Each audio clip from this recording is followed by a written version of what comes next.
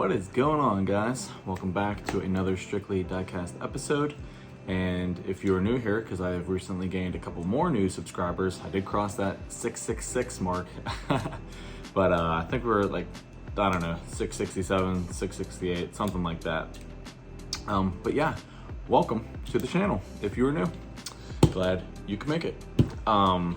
Anyways, in this episode, I know it's been like a little over a week or so.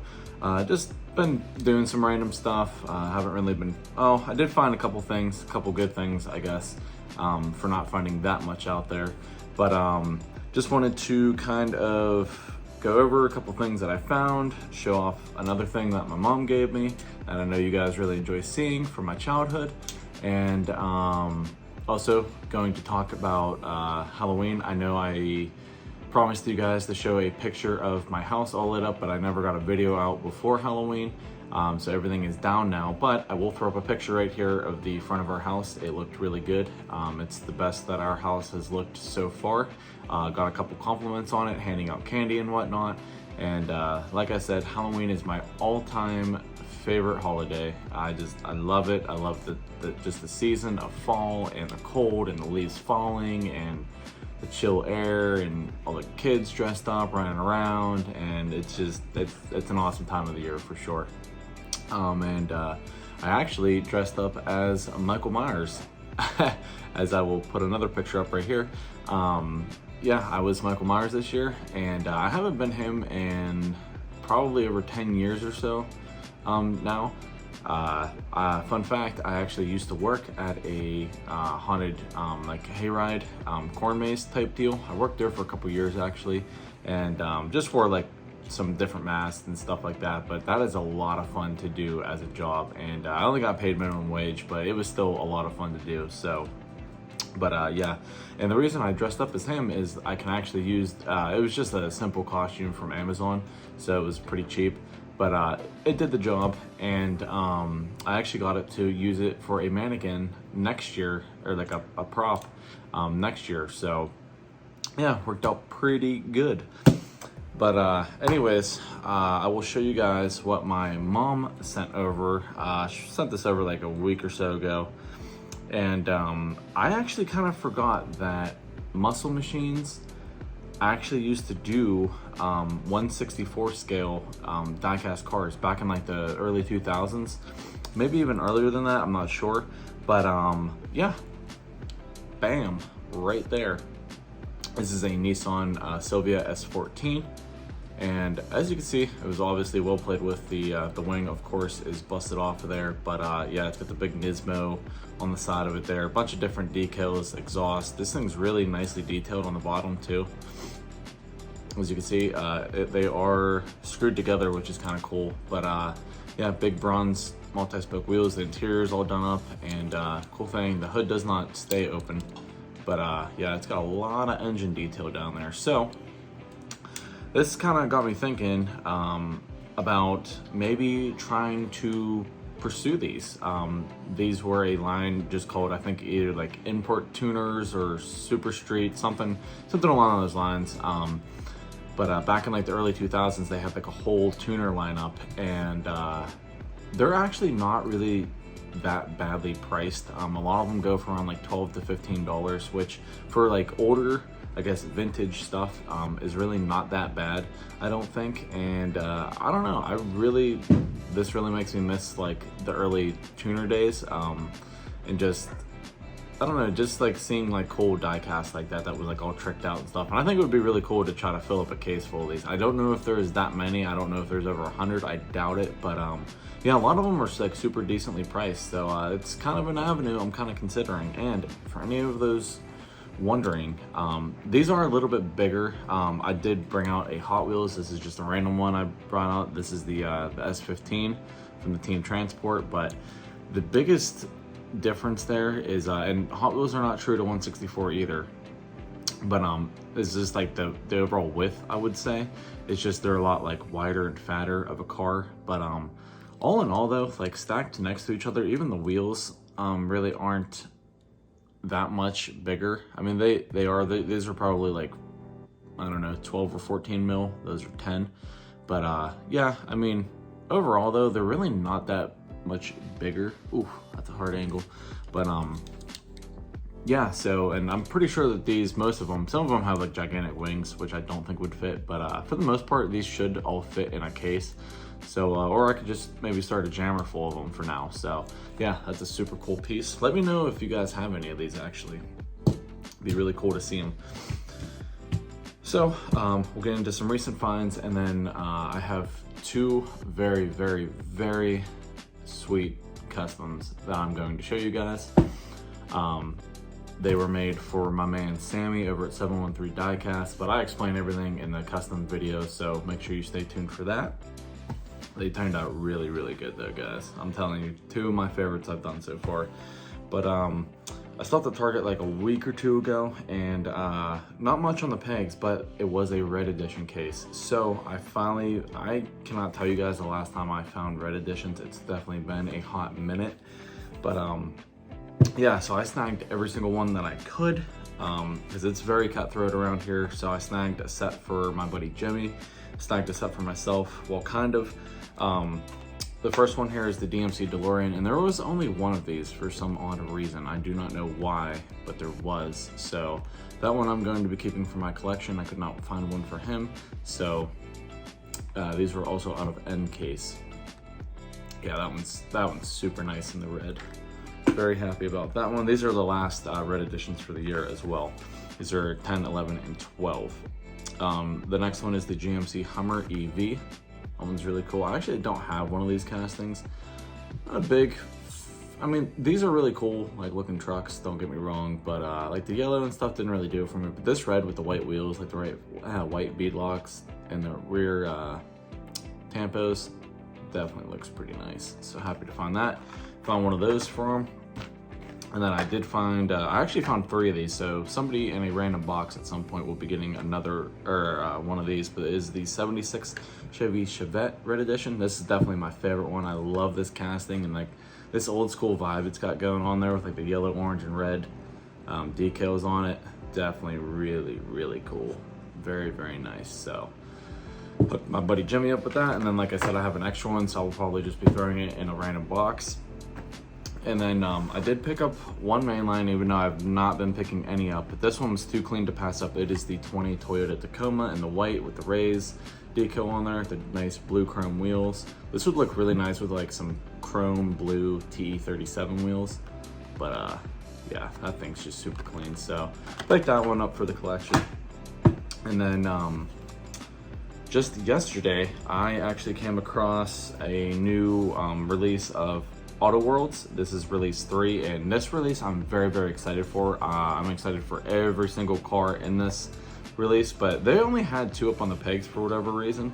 One of them was the GT500 in the grabber yellow. I left that one behind, but this one I definitely had to pick up, and it is the 2021 Dodge Charger SRT Hellcat Red Eye. And my man Bunker Diecast actually recently found this and cracked it open, so guess what? We're cracking it open right now. You guys know I crack open all my AutoWorlds. Check this bad boy out. Bam, look at that. So, spoiler alert, this was actually already cracked because I used it for my Instagram last night, but for Mopar Monday. But yeah, this thing is just super clean. I love the flat black and the white. Definitely got the Stormtrooper vibes going on there. See if we can get this, hood open up. Oh, come on, come on. Sometimes, guys, these hoods are very, very tricky to open up here. I don't know if she's gonna wanna, it's almost like it's catching on itself. Yeah, it doesn't wanna open up, but it definitely has really nice engine detail in there as well. But yeah, I'm very excited for the rest of the releases in this, so very, very happy with that one. So there you have it. That will do it for all my recent finds and everything I wanted to talk to you guys on this end of the camera. I know my customs video that will follow this, it's a decently bit long too. I think almost close to 10 minutes. So we will wrap it up here. Don't want to drag it on too long.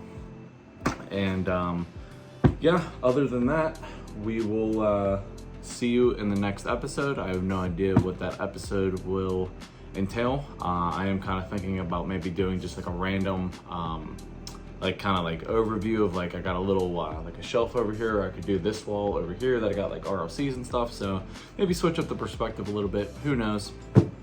You will have to stay tuned to find out. So we will get this camera turned around and take a look at some very, very sweet customs. All right guys, so like I previously stated, I'm going to be showing you not one but two customs here. These are both going to the same person, but they are actually for two separate people. But I will explain all of that. So the first one I'm going to show you guys is a 96 Porsche Carrera, and this is for my man Sammy at 713 Diecast. If you guys don't know who he is, definitely go check him out. He's got a few videos on YouTube. He doesn't post too much. He's mostly active on Instagram, and that's, I believe, where we first kind of met and just kind of kicked it off. He's a really great dude, very generous. He painted my MR2 for me last year for my SEMA build. He's done a personal custom Skyline for me, and then he recently sent me that ER34 Liberty Walk, which is still mind-blowing. That thing is just so freaking good in the Millennium Jade. So with that being said, he's a very generous dude, you know, and I just wanted to show him a little token of my appreciation for everything that he's done, not for me, but just in the diecast community in general. So without further ado, here is the Porsche that I made specifically for him. This is the first Porsche I have ever done, and again, this is in a metal cast color. This is purple though, which in my opinion, I really like the purple more than the blue. The blue does look nice, but the Silverado was basically like a learning experiment. I never polished before, and it was a pretty big casting and flat, so I just pretty much took what I learned off of the Silverado, and not saying that that didn't turn out good, it did, but I just kind of took what I learned off of that and applied it to here. So this one did, I think, come out a little bit better than the Silverado, even though a lot of you guys like that one. I think this one turned out a little bit better, but yeah, the purple really pops on here.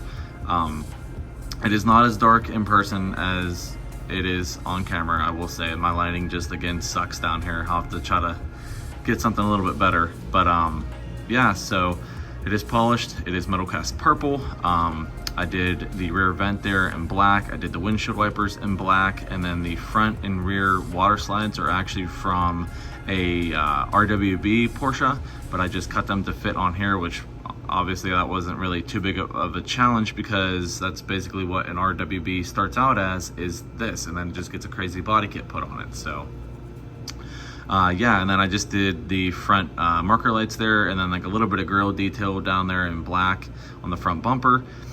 And then the wheels, these are the first time I've ever used two-piece alloy wheels. They're aluminum wheels. They do have brake disc on them as well, or no, they don't.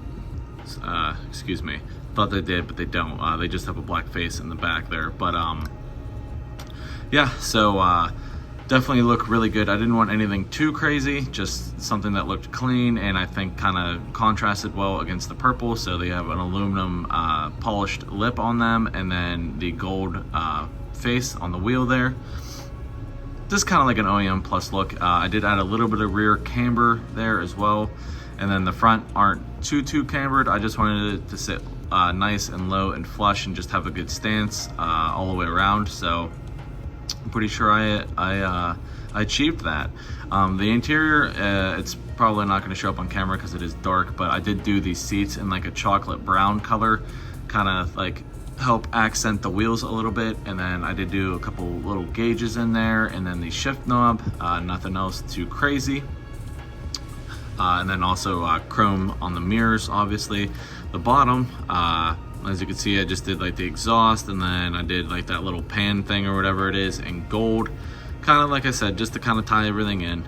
Nothing else to really detail on there. Screws are color matched, obviously, which if you guys hear me say color matched, all I mean is like I keep them in whenever I paint the car, so that way they just match the body of the car. I just think it looks really cool that way. And then, as you can see, I did not do a channel logo, and that is because it's got my banner up top there on the window. And I only have so many of those, so I only put them on very special cars, or ones that I think really deserve it. And I know my man Sammy definitely deserves it for everything he has done for me. So I really hope you like it, bro. It was definitely a really fun one to do. Been itching to do a Porsche. I definitely still got to do one for Derek. I just don't know what I'm gonna do yet, but that's probably gonna be next year because the weather's definitely starting to get kind of crappy over here. So, but we're not stopping there, guys. So not only did I make him this Porsche, but I also made his little brother a custom as well. I know he said that his little brother really likes JDM cars, so that is exactly what I did. And guys, I don't know if you're ready for this one. This this is I'll just give you a little spoiler. It is another Nissan S15 Liberty Walk, but this is probably my favorite one yet. The Days of Thunder one, it was definitely really cool that I did for Chris Davis, but guys, this one is like, this is another one that I'm gonna have a hard time letting go because it just turned out so freaking good. So without any further ado, and I did kind of mess it up a little bit, but I'll explain that as well. But yeah, without any further ado, Sammy, this is for your little brother, man. Right there. So again, Liberty Walk S15, and I went full-on drift car with this thing. Yeah, it turned out so good. I'm really stoked on how well this car turned out, but not trying to toot my own horn, but so yeah. First and foremost, the paint job here, as you guys can probably notice, it has got a 3-way fade. So I did the electric pink up front there and faded that into a nice metallic flake purple, which then fades into just a nice gloss black. As you can see, some of the fade coming off the back there, kind of up on the sides a little bit, kind of hidden by the decals. But yeah, that fade, it turned out really nice. I was super happy with that. Plus it's that kind of like my channel colors with like the pink and the purple and the black. So yeah, I'm super happy with how that, just super happy with how that fade turned out. But yeah, and then these graphics are from, I'll have to double check and I'll put it up on the screen here, but they were either from Mod My Ride or HHW Customs off of Instagram, Hayden, I believe. I forget exactly who I got them from, but like I said, I'll have to go back and double check. But yeah, they are just like a D1 GP style, you know, drift livery, if you will. But the flames are also like dark purple and pink, so that's why I picked them, because it really just ties in everything on the car.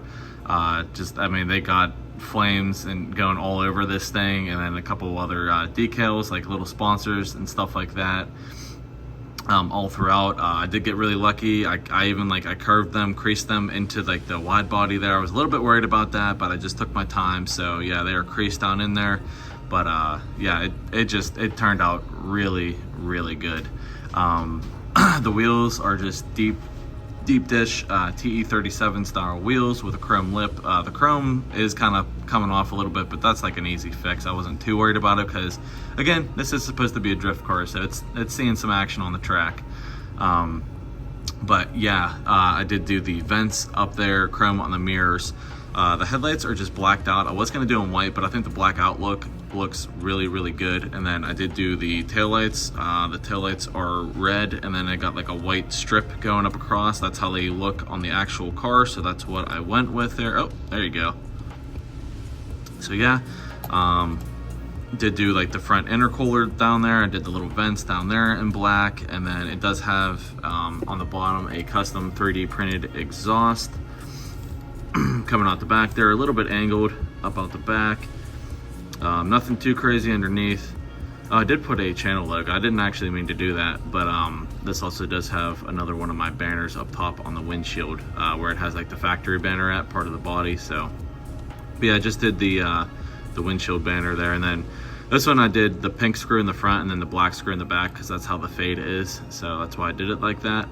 But yeah, and then obviously nice and glossy from the clear coat. And then you guys are probably wondering, you know, how did I mess this thing up? Like, it looks perfect, which it does, but this was actually supposed to get a plastic wing on it. I had a aftermarket wing from another car that I had, and it was supposed to get a wing on it, and I will be honest with you guys, I just completely forgot before I clear coated it. So I was like, you know what, I don't want the super glue or anything, because that's how it had to have been put on.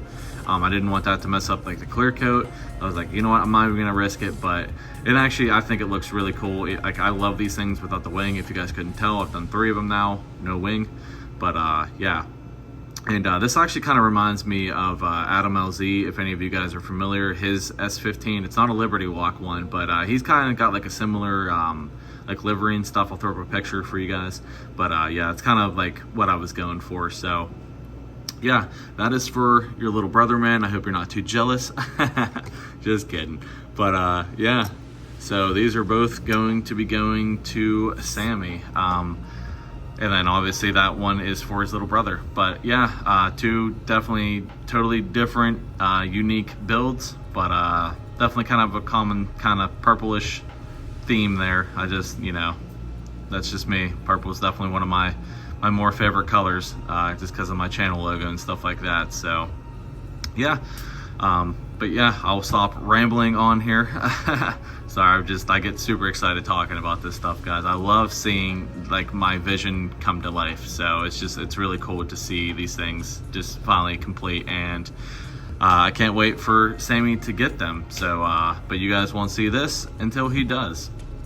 But yeah, so thank you guys so much for watching. Please hit that thumbs up if you haven't already. Drop a comment, let me know what you think about both of these, which one of these is your favorite, if not both of them.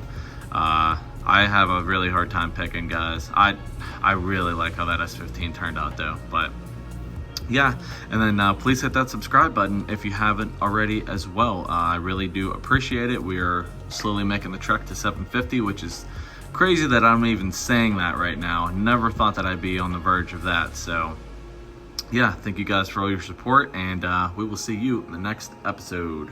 Peace.